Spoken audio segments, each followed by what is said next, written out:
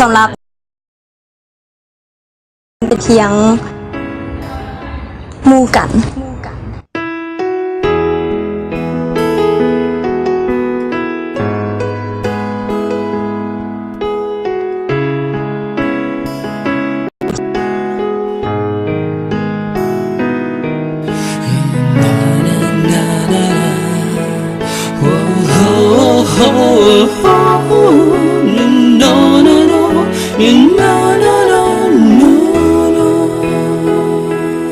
อยากจะถามทั้งความในใจ